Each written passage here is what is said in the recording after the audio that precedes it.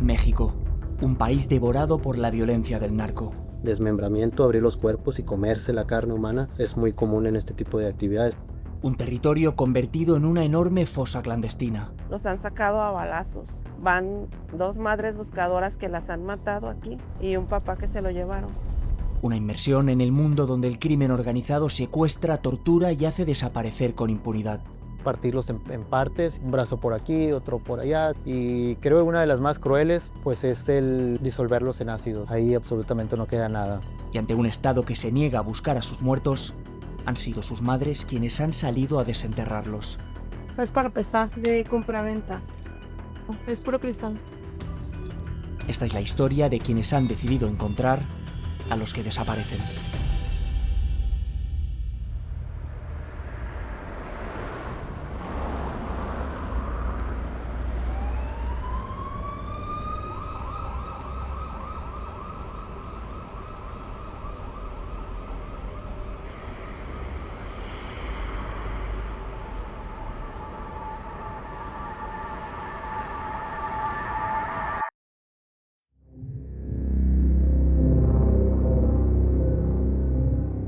Amanece en Jalisco. Y hoy, como ayer, los cárteles de la droga engordarán las alarmantes cifras de desaparecidos. Bajo el control del cártel Jalisco Nueva Generación, este estado acumula más cuerpos exhumados de fosas clandestinas que cualquier otro en México. Más de 1000 en los últimos 18 años. 544 solo en 2020. Con cifras en aumento y más de 4.800 cuerpos que siguen sin identificar en las morgues de Jalisco, esta matanza indiscriminada del narco parece lejos de terminar. Pero échale. Y con un Estado desbordado e incapaz de controlar la situación, las familias no han tenido otra opción que salir a buscar a los suyos, aunque eso signifique jugarse la vida. Nuestro primer impacto con este ecosistema de violencia lo vivimos junto a los guerreros buscadores de Jalisco, un grupo de mujeres que, hartas de esperar en vano, han decidido unir fuerzas para encontrar a sus familiares a cualquier precio. No hay ningún apoyo. Nosotros nos hemos metido a lugares de verdad que no se pueden imaginar, donde la mafia está, nos han sacado a balazos, que no nos dejan buscar y no tenemos protección. Ya como saben, en Jalisco van 2 madres buscadoras que las han matado aquí y un papá que se lo llevaron por buscar a sus hijos. ¿Por qué los buscamos? ¡Porque los amamos! ¿Por qué los buscamos? ¡Porque los amamos! ¡Hasta encontrarlos! ¡Hasta encontrarlos! Vamos a hacer una búsqueda en vida que le llamamos pegar fichas y hacer un muestreo de nuestras lonas de mi hijo, que él desapareció exactamente hoy hace 2 años en este lugar. La cámara nos lo enseñaron 3 meses después en fiscalía, donde se ve que él está platicando con Laura, que es con la persona que se lo llevaron, y llega una camioneta gris, la cual se estaciona muy cerca de la entrada de la tienda.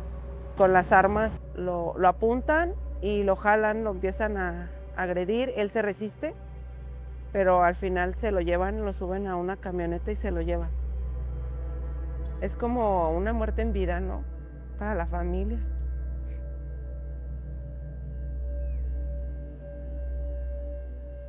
Es muy difícil no saber dónde está tu hijo.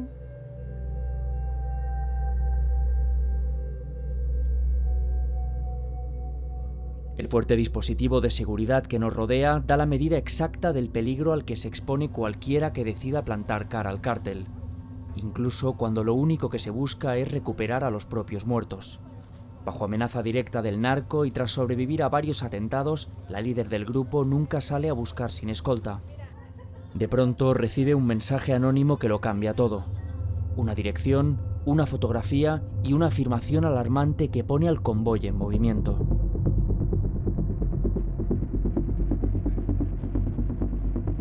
Los anónimos son el principal motor de estas búsquedas. Mensajes sin rostro que las guerreras no pueden permitirse ignorar.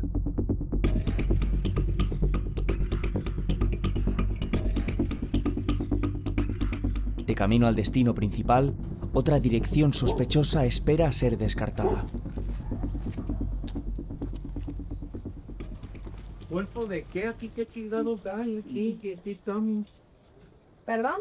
¿Y aquí cómo que da el cuerpo de qué o qué? Díchete que cuerpo que Ok, es que lo que pasa es que a nosotros nos llega información. aquí estamos viviendo. Bueno, pues no hay nada que temer, nomás de que nos no, pasara por eso, para pero buscar y todo. ¿por qué se van o sea, traen orden o qué de... Pero pues si llegó el anónimo es por algo. Lo único que queremos es que nos deje pasar. Le pedimos el favor nomás. Ay, ya, Nada. pásense, pero... Sí, gracias. No sé. Sí, no se preocupe. Ya dijo que nos pasáramos. Sí, Pásense. pásense, eso Sí, no hay. gracias, señor. Muchísimas gracias. Ya en el interior, el panorama es desolador.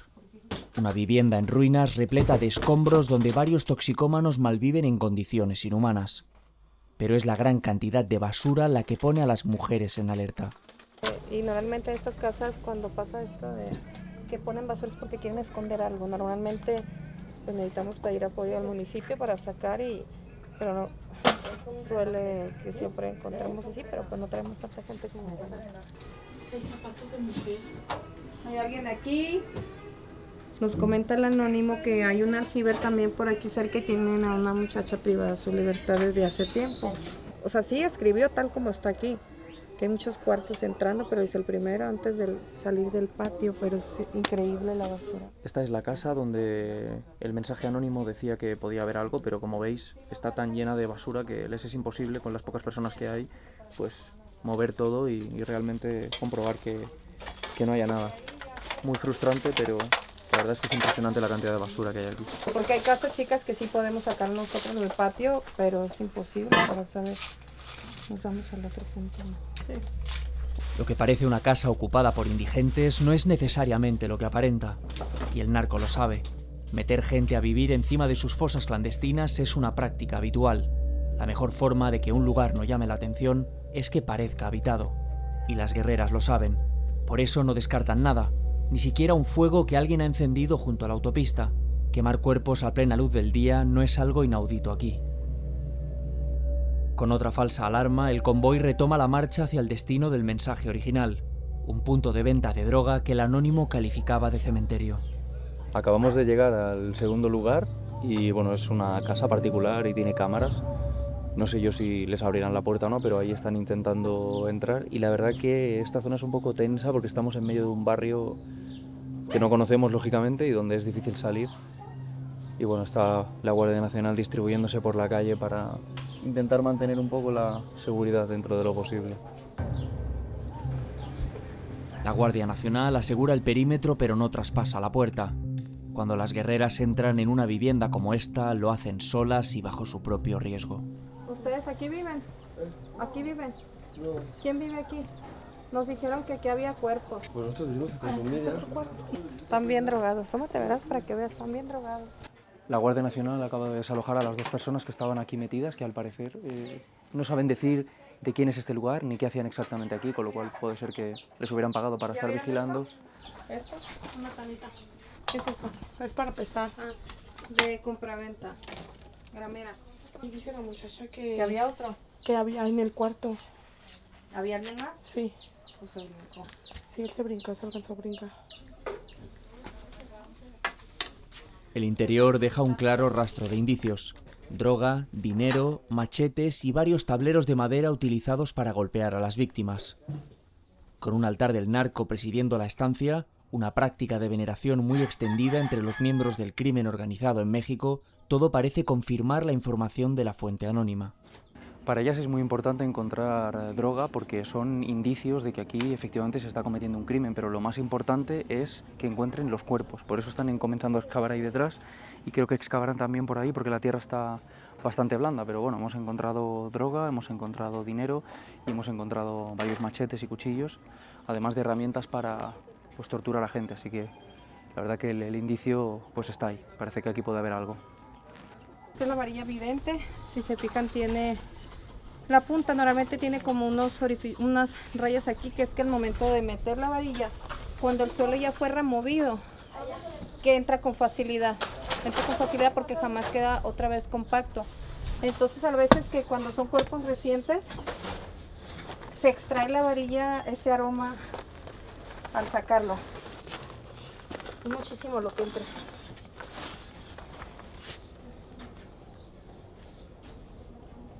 que huele medio raro. Entonces vamos a empezar aquí, porque cuando hay osamentas o restos de larga data, a veces no huele inmediatamente hasta que ya entra el sol o orificios y salen para más rápido. Cuando es algún cuerpo de larga data, se cuenta que huele como a gas, porque los huesos se revienta, se abre y es como un gas o gasolina, como si hubieran algún tipo de hidrocarburo. Y ya se empieza a escarbar y no huele. Cuando mete la varilla no huele. Ya que le empieza a dar el sol y el aire es cuando expiga el aroma. Por la consistencia de la tierra sí podría... Podría ser porque, si se da cuenta, no está comprimida. Entonces está suelta, es relleno. Se da cuenta uno que esa tierra ha sido removida. Cómo es que la tierra te va hablando y te va diciendo por dónde al momento de irse abriendo solita, desgajándose. Cuando empieza a salir algún tipo de animalito, de fauna cadavérica. Sí. No parecen humanos. ¿No parece qué? No parecen humanos. ¿No? ¿Cómo diferenciáis los huesos humanos de los animales? Por la porosidad, aunque tiene una coloración que sí me llama la atención, a ver. Sí. El hueso humano es un poco más ligero. Cuando es de humano suele ser como así muy tupido lo que es la porosidad. Si te fijas, mira, este es más poroso que pero este tiene un corte. Entonces, a ver. Los huesos no son humanos, pero la tierra blanda que cubre este patio y las toneladas de basura enterrada bajo ella no tienen ninguna explicación inocente. Así que las mujeres deciden seguir excavando. Y mientras lo hacen, Luz, una de las guerreras, decide contarme su historia. Yo tengo 3 desaparecidos. A ellos los desaparecieron el 2 de enero. Se los llevaron de un local audio y en el previo dejaron a mi niño de 4 años y por eso mi esposo permitió que se lo llevaran. Yo digo que hay que abrir aquí. ¿Y qué es lo más crudo que te ha tocado ver en una de estas búsquedas? Fíjate que la gente en veces que no tiene empatía, que no saben ni critican ni juzgan. O sea, aparte de lo que vemos, cómo sufren las personas, cómo las encontramos, el ver que la gente no tiene empatía duele. Porque en veces dices, como ellos no están pasando por eso critican. Pero si yo veo si saco una persona y la veo, me es normal ya sacarlo. O sea, ya me es así. Tanto desperdicio enterrado responde a una estrategia clara: dificultar las búsquedas y esconder lo que pueda haber debajo. Pero el sol comienza a caer y por seguridad debemos abandonar el lugar. ¿Cómo es posible que haya habido tantas bolsas de basura enterrada, no? Allá es otro tipo de tierra. Son muy cambiantes los suelos. Cuando hay así, hay indicios, ustedes vieron todo lo que encontramos. Tablas de tortura, para mochar dedos, droga, machetes, todo lo que conlleva para una casa como de venta de droga, a veces de seguridad, porque los vecinos también comentan de que aquí metían mucho muchachito, muchachita que después salían llorando, que los golpeaban o hasta abusaban de ellos. Sin indicios concretos como huesos o restos humanos que confirmen que allí hay un cuerpo, la Fiscalía no tomará control del lugar, y esta casa, como tantas otras, quedará sin descartar. Justo cuando estamos a punto de abandonar el lugar, un repartidor se detiene frente a la puerta con un paquete sospechoso. Bueno, es como si fuese un vapor. ¿Qué es? Es un vapor. No, es puro cristal. Eso. Justo nos estábamos marchando ya, estábamos a punto de subir al coche y ha llegado una persona con una moto que al parecer traía un paquete para aquí. La Guardia Nacional lo ha parado y efectivamente traía droga, es una bolsa de cristal, así que efectivamente este lugar es un punto de venta de droga y probablemente de muchas otras cosas.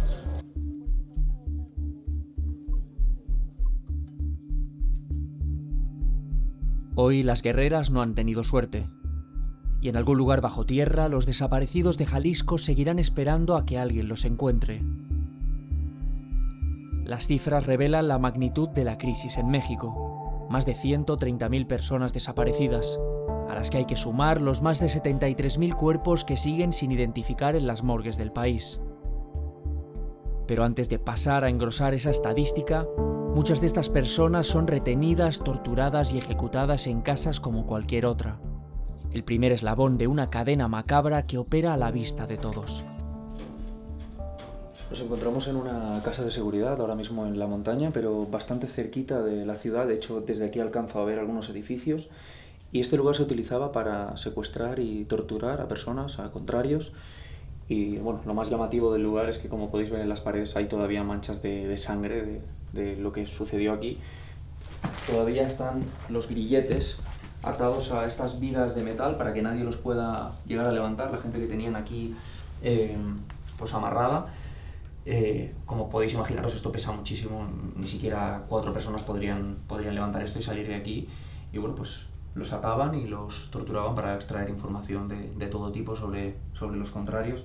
En este lugar se encontraron a 5 personas, entre ellas había niños, había personas jóvenes. Y la verdad es muy impactante ver que todavía esto está aquí y que hay incluso las manchas de sangre. De hecho, incluso si venimos por aquí, en este lugar tienen medicamentos, como podéis ver es tramadol para el dolor, porque muchas de estas personas se les inflige un castigo muy grande y supongo que tratan de tratarlas, de mantenerlas con vida para poder seguir sacándoles más información. Incluso si veis aquí hay jeringuillas con las que se puede inyectar medicación también, y la verdad es que es un lugar muy impactante y bueno, pensar en todo lo que ha podido suceder aquí. Aquí veis que también hay manchas de sangre. Y como este lugar, pues hay muchísimos por todos lugares, y lo más sorprendente para mí es lo cerca que está de la ciudad en este caso. ¿Cómo consiguen gente capaz de hacer este tipo de cosas, ¿no? De agarrar a un niño o lo que sea y torturarlo en un lugar como este? Dentro de los grupos de delincuencia organizada se trata de ganar el respeto, y el respeto se gana por medio del miedo. Yo creo que más que el dinero, lo más valioso aquí es el respeto y el miedo, son las monedas de cambio.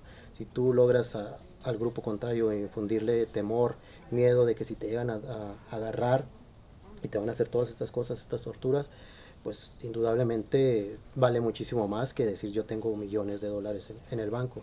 Entonces te traen a un lugar como este, y tú cómo vas a demostrar que puede ser el jefe, que puede ser el que lleve las riendas del equipo, obviamente matando y haciendo las peores atrocidades. Nos mencionaban en uno de los casos que incluso el desmembramiento, abrir los cuerpos y comerse la carne humana es muy común en este tipo de actividades también. Y pues ahí está la prueba de todo esto, ¿no? De que se tratan de ganar el respeto por medio del miedo. Pues había niños aquí. Había niños. Ese fuego sí no es de adulto. Había niños. No. La delincuencia organizada vuelven a retomar las casas de seguridad para volver a trabajar. Aunque ya hayamos ingresado, según estén ya cateadas, que ya el gobierno les ponga restricciones, vuelven a tomar las casas para volverlas a trabajar como casas de seguridad.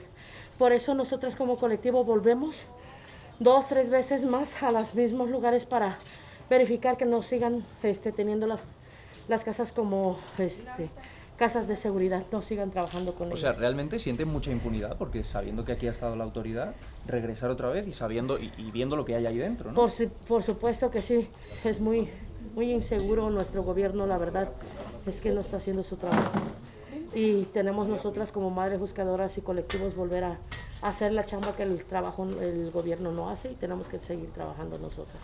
Otra cosa que me llama muchísimo la atención es que además lo estamos viendo, o sea, allí detrás justo hay un edificio donde vive gente probablemente. Precisamente en ese edificio que ven ahí, es un edificio que está hecho para que se hospeden todos los turistas que vengan, incluso los futbolistas. Del otro lado está el otro edificio, que ellos y departamentos que ellos se van a hospedar. ¿Del Mundial? Del Mundial, así es. Esos edificios que dan a esta zona que se ven aquí son edificios exclusivamente para ellos.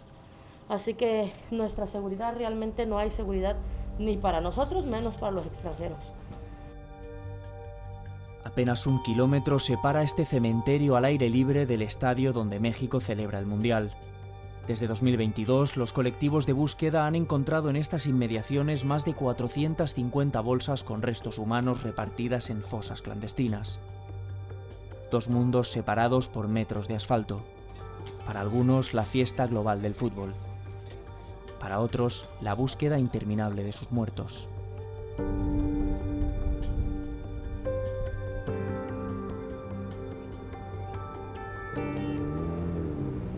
Y desde esta mítica rotonda de Guadalajara, conocida como la Rotonda de los Niños Héroes y rebautizada como la Rotonda de los Desaparecidos por razones obvias, como podéis ver, nos despedimos del estado de Jalisco, de Guadalajara, pero no termina aquí nuestro reportaje sobre los desaparecidos porque todavía nos queda mucho por conocer. Y antes de seguir quería haceros una reflexión, y es que quizá muchos de vosotros penséis que todas estas personas que hay detrás de mí están de alguna manera metidas en el mundo del narcotráfico, pero actualmente están desapareciendo personas de toda clase y de todas las edades, niños, niñas, padres de familia, personas que no tienen nada que ver con el crimen. Y quizá esta ciudad, Guadalajara, es el reflejo más claro de la inacción del gobierno y del descontento de la población. Actualmente está teniendo lugar el Mundial, en el momento en el que estáis viendo este vídeo, y muchas personas se preguntan por qué se ha gastado tantísimo dinero en eso y no en solucionar esta crisis que afecta no solo a este estado, sino todo México. Y para más INRI, todos los carteles que recubren esta ciudad, los carteles de las personas desaparecidas, están siendo arrancados sistemáticamente por el gobierno para lavar de alguna manera la imagen de esta ciudad y meter bajo la alfombra el problema real que hay con los desaparecidos.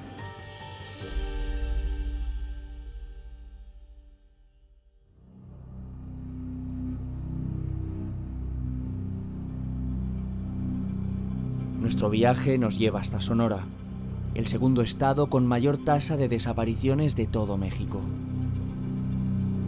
Este territorio desértico y fronterizo es la principal vía de tráfico de drogas y migrantes hacia Estados Unidos.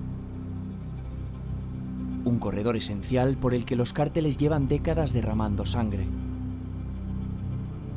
Apenas una semana antes de nuestra llegada, las autoridades detuvieron a uno de los sobrinos del Chapo Guzmán.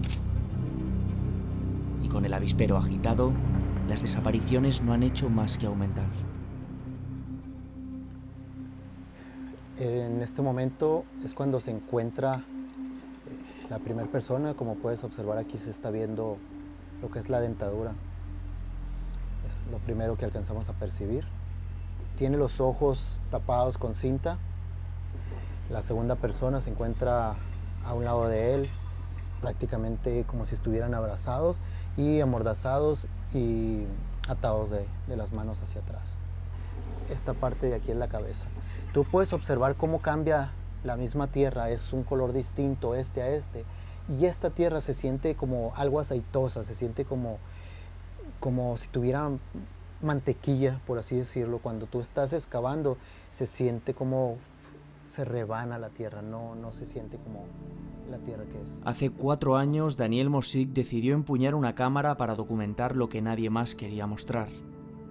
Desde entonces acompaña a los colectivos de búsqueda en su lucha por desenterrar a los desaparecidos. Y por el camino, en su retina han quedado grabadas imágenes imposibles de borrar. Fíjate, al principio, cuando comencé con las búsquedas, yo soñaba mucho constantemente con lo que se iba encontrando, porque no eres una persona que esté acostumbrada a ver todo eso. Y yo te puedo decir que si yo cierro los ojos, yo me acuerdo de cada una de las personas que se han encontrado, y le debe pasar a todos los buscadores, porque no es fácil olvidarte de algo como eso y se te va quedando siempre en la mente. Hace algunos meses encontramos a una persona que tenía a simple vista la cabeza desprendida del cuerpo, parecía que estuviera desprendida porque estaba boca abajo y tenía toda la cabeza metida sobre el tórax, ¿no? No era una posición nada natural. Creemos que no está pegada porque se mira como si estuviera a la altura del pecho, pero como está en posición fetal así volteando para abajo, pues no creo que ninguna persona pueda voltear la cabeza hasta acá. No se me olvida cómo lo están sacando con tanta tranquilidad las señoras, que le agarran la piel y levantan para ver los tatuajes, y que hacen todo esto de una manera tan natural. A mí no se me quita de la mente, siempre lo tengo presente, pero el verlos casi tan intactos los cuerpos, que aún se puede ver los rasgos faciales, que se puede ver el cabello, la barba, el bigote, todo en su sitio, obviamente no se te va de la cabeza. Y el nivel de tortura con los que mueren, pues eso no se te va a quitar jamás. Eso pues es muy feo, es muy triste verlo también. ¿Crees que después de todos estos años ¿Se ha producido una especie de sistematización a la hora de hacer desaparecer a las personas? Ellos mismos van aprendiendo los propios métodos y que cada vez de que encuentran a los cuerpos dicen, ok, si antes los poníamos a 30, 40 centímetros bajo tierra, pues ahora vamos a dejarlos a 50 centímetros o a 1 metro. Y pues tú te diste cuenta, hay basura, abajo de la basura puede haber rocas y abajo puede haber 10, 20 cuerpos. Existen otros métodos como son partirlos en partes y distribuirlas. Un brazo por aquí, otro por allá. Nunca los van a encontrar completos a estas personas. O se los dan animales que son capaces de procesar los huesos y como lo son los cerdos. Y creo que una de las más crueles pues es el disolverlos en ácidos y ahí absolutamente no queda nada. Hemos encontrado lugares que se usan como crematorios clandestinos. En uno de ellos, la última vez que llegamos, todavía olía a carne quemada. Había restos de cabello, había restos de masa encefálica. Entonces ellos van aprendiendo de esos métodos que van creando y creando nuevos, haciendo una sistematización de la forma en que los desaparecen, que los torturan y posteriormente buscar que no sean encontrados, porque lo único que necesitan ellos es que no sean encontrados. Si no hay pruebas, si no hay cuerpo, no hay delito. ¿Y tú, a título personal, consideras que la sociedad mexicana le da suficiente importancia a este fenómeno o de algún modo se mira hacia otro lado? Yo te puedo decir que los mexicanos simplemente se voltean a otro lado hasta que no les pasa a ellos. Hasta que no hay un primo, hasta que no hay un familiar directo, algún amigo y que saben ellos perfectamente que no está metido en el narcotráfico y que no tuvo nada que ver con eso, es cuando ya se vuelven conscientes, pero hasta que no sucede, pues no le da la importancia a este tema. Mucha de la gente que platica conmigo y me dice, yo no sabía, no tenía idea de que se llevan ingenieros para trabajar porque necesitan antenas de comunicación allá en los cerros, en medio de la sierra, que necesitan mecánicos para arreglar los vehículos que tienen ellos. Hay lugares como en el área del desierto, en donde está muy cerca al muro fronterizo, donde prácticamente es un cementerio. Esos lugares se llevan a los jóvenes, y no estoy diciendo que se los lleven a la fuerza, sino muchos de ellos van por pie propio y a trabajar de soldados para algún cartel. Es lugares donde encuentras fosa tras fosa tras fosa y solamente ves huesos a mentas, ves como quedó un campo de guerra por ahí y que ellos mismos tienen que llevarse a sus muertos. Muchos de ellos se los tienen que llevar al lugar más cercano donde puedan recibir pues atención si todavía siguen con vida, o algunos otros pues buscarles sepultura. Hay un caso que pasó con una persona cercana que yo llegué a conocer, que dicen que hubo un enfrentamiento en donde pues les queman el vehículo. La persona que estaba ya sin vida le llamó a su hermano, oye, nos están atacando, vengan a ayudarnos. Pertenecían al mismo grupo. Llega el hermano, ya no hay nadie más, simplemente el vehículo incendiado, cuerpos por todas partes, y lo que hace es traerse el cuerpo, llevarse el cuerpo en el auto y traerlo hasta su ciudad. Lo lleva hasta su ciudad y pues pudo recuperar pues a su hermano. Lamentablemente pues ellos amenazados no pudieron tener como un funeral decente o un funeral para despedirlo, y pues eso es como terminan muchos de ellos en ese tipo de enfrentamientos que terminan con su vida. Muchos otros están forzados, pero los que se van, esta es la forma en que termina. Y lo más curioso de todo es que tú en todos los comunicados que vas a ver de parte de ellos, los vas a ver encapuchados, sin dar la cara, con armas. Y van a decir, nosotros no secuestramos, es el otro grupo el que secuestra. Nosotros no nos llevamos a gente inocente, no nos metemos con ello. Y ninguno de ellos se mete con gente inocente. Entonces, ¿quién se los lleva?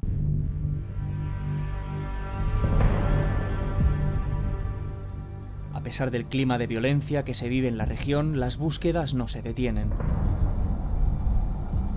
Una fuente anónima ha señalado un lugar cercano a la frontera donde el crimen organizado se habría deshecho de decenas de cuerpos. Entre ellos, el de un joven desaparecido hace 2 años. Para llegar hasta allí nos adentramos en territorio del narco, una zona remota en la Sierra de Nogales junto a la frontera norteamericana,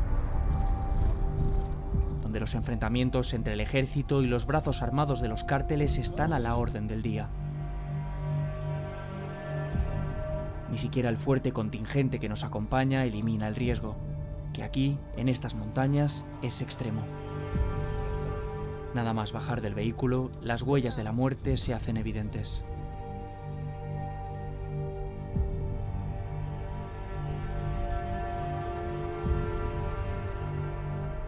Nos encontramos ya en el lugar en el que se va a producir la búsqueda y lo que os puedo decir es que estamos en un lugar muy remoto, cercano a la frontera con los Estados Unidos, estamos muy pegados ya. Como podéis ver, vamos acompañados de un fuerte contingente del Ejército y de la Guardia Nacional porque este lugar ha sido un punto caliente, es un punto caliente. De hecho, ya se han producido enfrentamientos aquí con grupos criminales y es importante pues, preservar la seguridad tanto de estas mujeres como de todo el equipo que viene a realizar la búsqueda. Y cuando vienen sin seguridad, ¿cómo se sienten? Muy mal porque pues estaba bien feo para acá.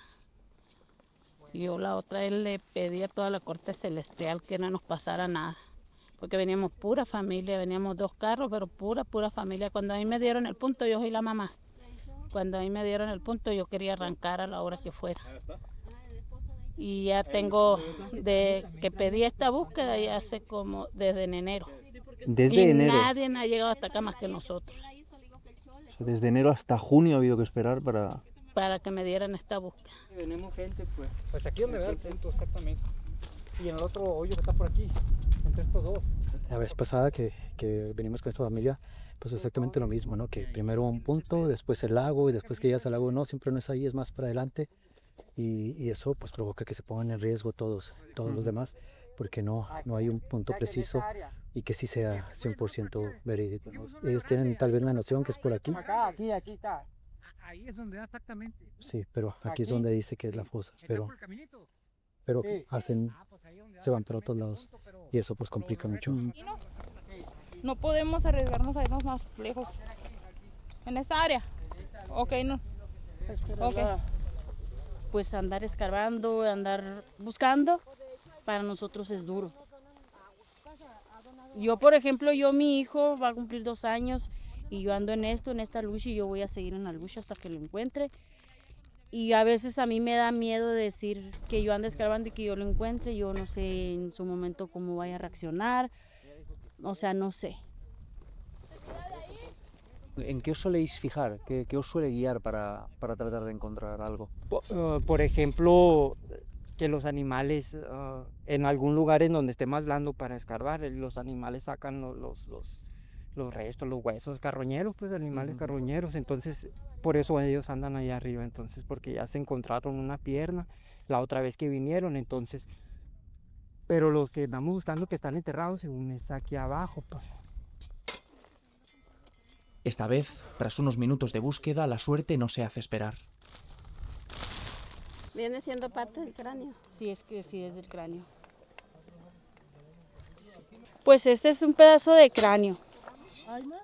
Y este pues parece ser pues una costilla.